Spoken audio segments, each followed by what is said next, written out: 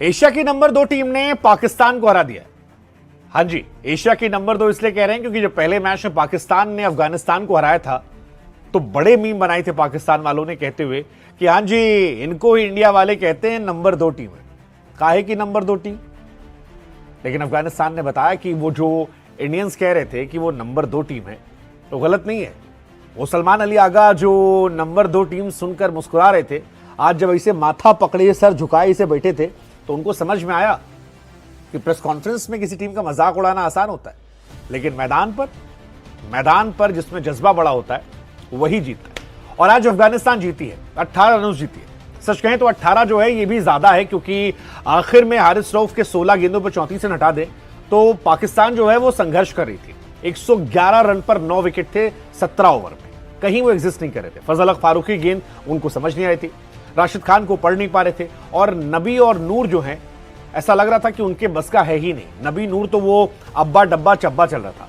4 over में T20 के match में इन दोनों गेंदबाजों को उन्होंने 20-20 रन ठोके, जो बताता है कि स्पिन खेलने में पाकिस्तानी जो है वो बहुत पीछे चले गए। हालांकि पाकिस्तान गेंदबाजी के पीछे चला गया है, क्योंकि गुरबाज का विकेट तो शुरू में निकाल दिया सैम अयूब ने। सैम अयूब जो प्रॉपर बॉलर नहीं है, लेकिन उसके बाद सिद्दीकुल्लाह अटल और इब्राहिम जादरान।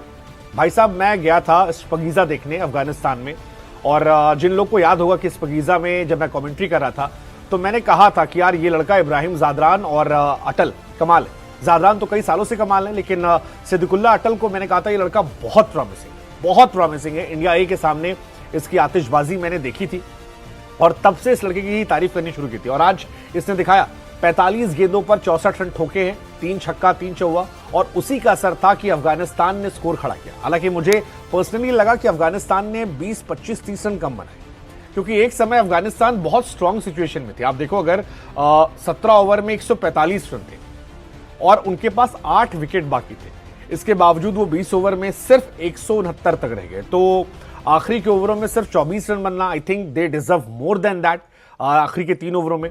लेकिन नीचे थोड़ी गेंदबाजी अच्छी हुई। फहीम अशरफ ने अच्छी गेंदबाजी की, 3 विकेट निकाल दिए, जादरान निकाला, फिर उमर जाई का विकेट निकाल दिया, फिर नबी का विकेट निकाला। जो खिलाड़ी खेलते भी रहे वो उतने रन नहीं बना पाए नीचे, जैसे करीम जन्नत 5 बॉल पे 8 रन थे। उमर जाई जो है आज उनका दिन खराब था, 6 बॉल पे 4 रन बैटिंग में बनाए, और गेंदबाजी में भी आखिर में हारिस रऊफ ने पिटाई की। But overall as a team unit they were better team, they were actually Asia's number 2 टीम, और वही इंपैक्ट था जबरदस्त। Ibrahim Zadran, Sediqullah Atal, hats off to them, दोनों ने शतक लगाए। जादरान ने 45 गेंदों पर 65 रन बनाए, 144 का स्ट्राइक रेट था।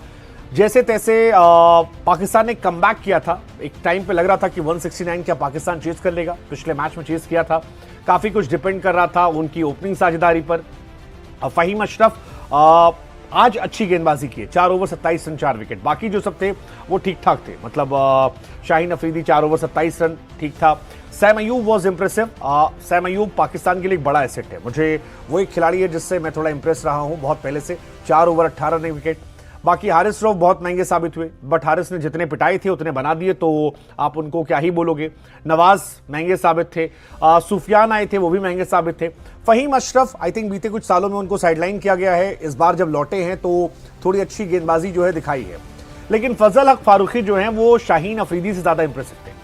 उसका रीजन ये है कि सैम अयूब को पहली बॉल पे चकता किया। सैम अयूब पहली बॉल पर आउट हुए थे और वो बहुत बड़ा डेंट था।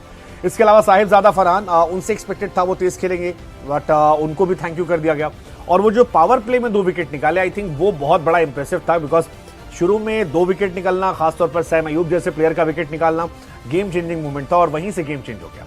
फकर जमान साहब जो है चल ही नहीं रहे। अगर आप उनके आखिरी 25-30 T20 मैचेस उठा के देखोगे तो नहीं है। मतलब पाकिस्तान की हालत वही है कि ना मिला खुदा, ना विसाले सनम, ना रहे बाबर आजम के, ना फकर जमान के सनम। बाबर रिजवान जो है वो भी नहीं चलते हैं। मुझे अभी भी लगता है कि इसमें रिजवान की जगह फिर भी बन सकती है, क्योंकि हारिस फॉर नथिंग। आप उससे ओपन कराओ, उसको 1-2 आने टेढ़े शॉट खेलना आता है, बाकी उसको खेलना नहीं आता है। मतलब भगवान जाने कौन सी दुनिया के लोग हैं जिन्होंने सूर्य कुमार यादव से या डिविलियर्स से उन्होंने कंपेरिजन करना शुरू किया था। Actually he is not good for anything. हो सकता है once in a blue moon वो किसी मैच में रन बना दे, बट जितना उनका करियर मैंने देखा है, चाहे वो डोमेस्टिक लीग हो, इंडिया ए हो, एशिया कप हो, इमर्जिंग एशिया कप हो, 99% मैचेस में वो फ्लॉप रहते हैं। मुझे सिर्फ उनके करियर के स्टार्टिंग के 2-3 मैचेस याद हैं जहां पर उन्होंने आने टेढ़े तिरछे शॉट मारे थे और काफी इंप्रेस किया था। उसके बाद से इज खत्म, ही इज फिनिश्ड। आज भी 4 गेंद पे 1 रन बनाए। तो रिजवान को आप लाते, कम से कम थोड़े बहुत रन तो बनाते हैं रिजवान। बाबर को आपने हटाकर फकर जमान को रखा है, ठीक है, Fakhar Zaman is a good choice, but T20 में चल ही नहीं रहे। फकर जमान ऐसा लगता है कि वेट कर रहे हैं कि कोई बड़ा मैच आएगा, देखा जाएगा। सलमान अली आगा पे काफी डिपेंड थे वो। सलमान अली आगा ने पिछला मैच जिताया था, इस मैच में भी अच्छा था, बट रन आउट हो गए। जादरान राशिद ने आउट कर दिया। हसन नवाज भी T20 के मैच में टेस्ट मैच खेले थे, 12 गेंद पे 9 रन बनाए। ऐसा लग रहा है कि बाबर आजम और ये सब कंपटीशन कर रहे हैं कि T20 में टेस्ट की जगह जो है पक्की कर ली जाएगी। अगेन मोहम्मद नवाज, मतलब हमारे यहाँ इंडिया में कहावत कहते हैं कि गुह भी बनना है तो गाय का बनो गोबर, कम से कम लीपने पोतने काम आए। हसन नवाज टाइप के प्लेयर जो हैं वो सुअर का गुह है, किसी काम नहीं आते, हर जगह से गायब होते हैं। 12 गेंद पे 16 गेंद पे 12 रन बनाए हैं। गेंदबाजी करने आते पिट जाते हैं। और बाय द वे रिमाइंड कर दूं, ये वही गेंदबाज है जिन्होंने वो 8 पे 28 जो इंडिया ने ठोके थे विराट कोहली ने, यही जनाब थे। मतलब अश्विन ने इनको चौवा मार दिया था, तो उनको तो उसी दिन चुल्लू भर पानी में डूब मरना चाहिए था। लेकिन अब क्यों टिके हैं, किस लिए टिके हैं पता नहीं। अब तो बाबर आजम का कोटा भी नहीं लगता, बट टिके हैं तो टिके हैं। वैसे टिके तो हारिस भी हैं, तो पाकिस्तान में हो जाता है। वर्ल्ड नंबर 1 गेंदबाज कहने वाले और अपने आप को तथाकथित ऑलराउंडर बताने वाले शाहीन अफरीदी, जो अपनी PSL में बल्ला लेके उतर आते, ससुर पहली गेंद पर आउट हुए। राशिद खान ने उनको आउट किया। राशिद भाई ने बताया कि यार खुद को ऑलराउंडर समझने से कोई बात नहीं, दिल को खुश रखने गालिब का ख्याल अच्छा है, लेकिन बाबू मेहनत करना पड़ता है और मेहनत तुमसे हो नहीं रही। तो वो भी बेचारे ना तेज गेंदबाजी के रह गए ना बैटिंग के रह गए। हारिस रऊफ ने बहुत बेइज्जती करवाई थी। उन्हें लगा हुआ कि शायद ड्रेसिंग रूम में जाएंगे, सब इकट्ठा घर आएंगे कि यार लो स्कोरिंग पिच थी, तुम ही सारा गाली खा रहे, तुम पिट के आए हो। तो उन्होंने अपने कोटे का मार दिया। लेकिन ये भी सोचने वाली बात है कि अगर एक खिलाड़ी जो 9-10 नंबर पर उतर रहा है, 9-10 नंबर पर उतरे थे वो, 10 नंबर का खिलाड़ी अगर हाईएस्ट रन गेटर है तो आपकी टीम हारने लायक है, और वो हारे। Afghanistan, they had very good bowling lineup. I mean I am very impressed उनके बॉलिंग लाइनअप से। They have Allah Ghazanfar, he is a good bowler. आज नहीं चला उतना अच्छा, हालांकि इकोनॉमिकल ठीक ठाक थे।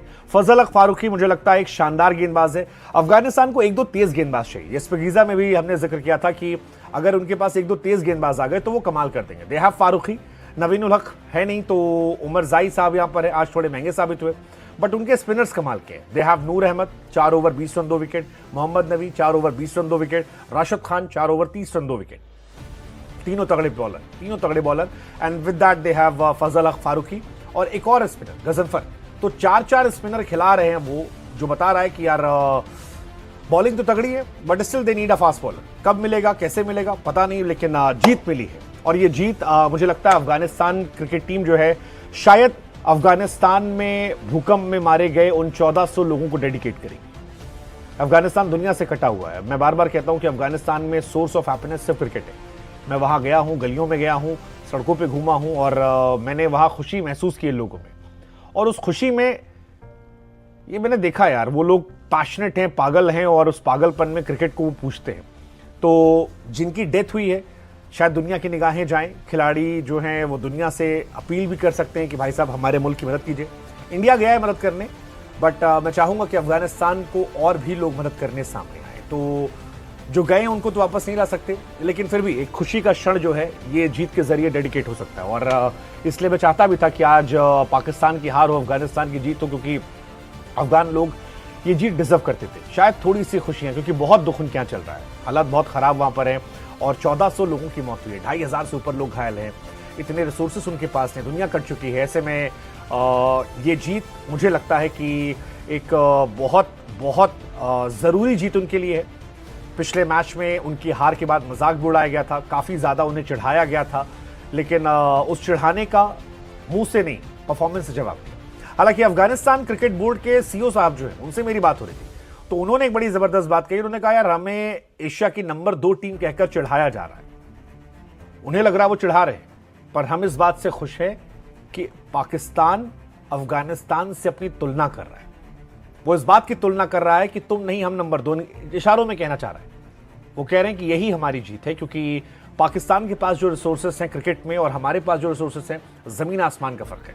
पाकिस्तान पर लेगेसी है क्रिकेट की, हमने नई शुरुआत की है। ऐसे में उनसे तुलना करना कि तुम नहीं हम बेटर हैं, यही बताता है कि हम बेटर हो चुके हैं। I think that is a legacy जो वो अफगानिस्तान क्रिकेट ने क्रिएट की है। Anyways, good luck to Afghanistan cricket team. Tri series है, बहुत जोश में नहीं आना है, अभी भी ट्राई सीरीज चल रही है। फाइनल शायद अफगानिस्तान वर्सेस पाकिस्तान होगा। इट्स गोना बी इंटरेस्टिंग कौन जीतता है ये फाइनल। बट आज की रात अफगानियों में थोड़ी सी खुशी की लहर है और उसके लिए राशिद खान एंड कंपनी को मुबारकबाद।